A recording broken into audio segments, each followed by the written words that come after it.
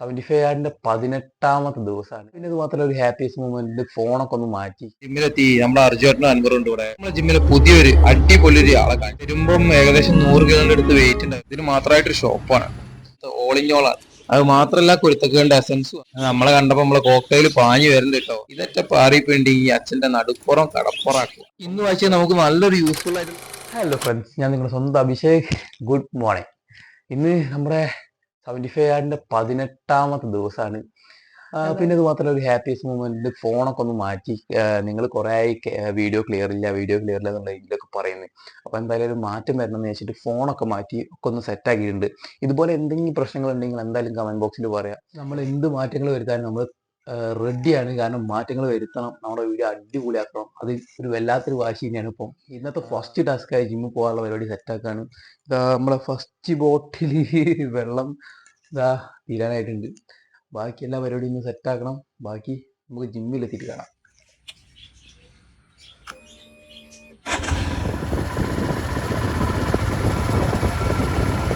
അങ്ങനെ നമ്മൾ നേരെ ജിമ്മിലെത്തി. നമ്മളെ ചെറുക്കിനെ അവിടെ പാർക്ക് ചെയ്ത് അത്യാവശ്യം ആളൊക്കെ ആയിട്ട് വരുന്നുണ്ട്. നമുക്ക് നേരെ ജിമ്മിലേക്ക് വിടാം. നമ്മളങ്ങനെ ജിമ്മിലെത്തി. നമ്മുടെ അർജുനും അൻവറുണ്ട് ഇവിടെ. നമുക്ക് നേരെ വർക്കൗട്ട് സ്റ്റാർട്ട് ചെയ്യാം.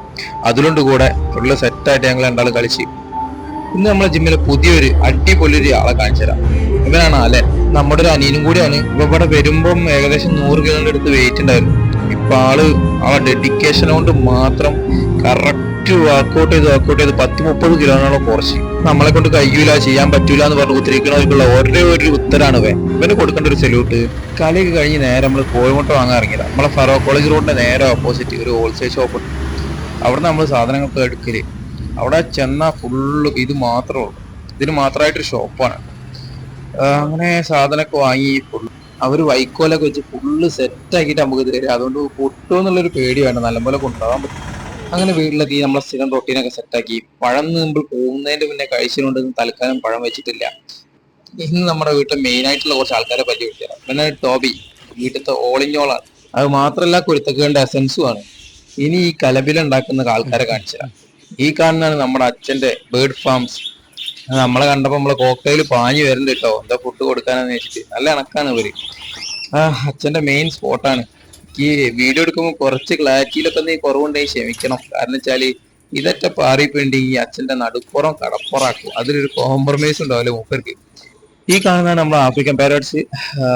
ഈ പിന്നെ കുറച്ച് ടീമുണ്ട്, ബാക്കിയൊക്കെ കൂട്ടിൽ ഇത് ആടരിക്കാണ്. ഒരാൾ തലട്ട് നോക്കണുണ്ട്.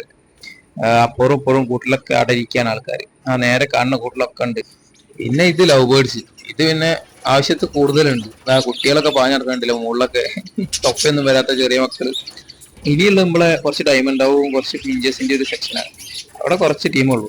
നമുക്ക് വേഗം പൂട്ടിക്കള. അതൊക്കെ പാറി പോയിണ്ടെങ്കിൽ എന്റെ കാര്യത്തിൽ തീരുമാനമാവും. കാരണം ഉമ്മളിങ്കാട്ടി നന്നായിട്ട് കയർ കൊടുത്തിട്ട് നമ്മൾ അച്ഛൻ കൊണ്ടിറക്കുന്ന ടീംസാണ്. ഒന്ന് പാറിപ്പോയാ പക്ഷെ നല്ല രസമാട്ടോ ടീംസൊക്കെ. ഒച്ചയും വിളിയൊക്കെ ഉണ്ടായിട്ട് രാവിലെ നല്ല നല്ല കേൾക്കാനൊക്കെ നല്ല രസം. അപ്പം ബാക്കി പരിപാടി കഴിഞ്ഞ് നമുക്ക് ബുക്ക് വായിക്കാനുള്ള പരിപാടി സെറ്റാക്കാം. Okay, hi. അപ്പം നമുക്ക് ഇന്നത്തെ ബുക്ക് വായിക്കാനുള്ള പരിപാടി സെറ്റാക്കാം. പിന്നെ ഇതാ 3ാമത്തെ ബോട്ടിൽ വെള്ളമാണ് ഇന്നത്തെ തീർക്കുന്നത്.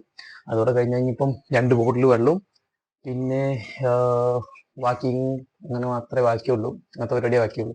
അപ്പം എന്തായാലും ബുക്ക് വായിക്കുമ്പോൾ ഇന്ന് എന്താണ് പഠിക്കാനുള്ളത്, എന്താണ് പഠിച്ചതെന്നുള്ളത് നിങ്ങൾക്ക് വ്യക്തമായിട്ട് ഞാൻ പറഞ്ഞു തരാം. അപ്പം എന്തായാലും ബുക്ക് വായിച്ചിട്ട് നമുക്ക് പുതിയൊരു ഐഡിയ കണ്ടുപിടിക്കാം, പുതിയൊരു ചിന്താഗതി കണ്ടുപിടിക്കാം.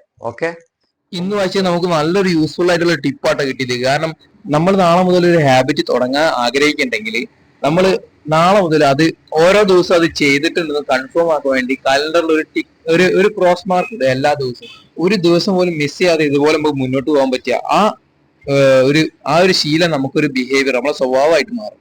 അങ്ങനെ വരുമ്പോൾ നമുക്ക് ആ ഒരു കാര്യം ചെയ്യുന്നതുകൊണ്ട് യാതൊരു സ്ട്രെസ്സോ യാതൊരു പ്രശ്നമോ ഉണ്ടാവില്ല. നമുക്ക് സുഖമായിട്ട് ചെയ്യാൻ പറ്റും. But never break the chain. അതും നമ്മൾ മറക്കരുത് കേട്ടോ.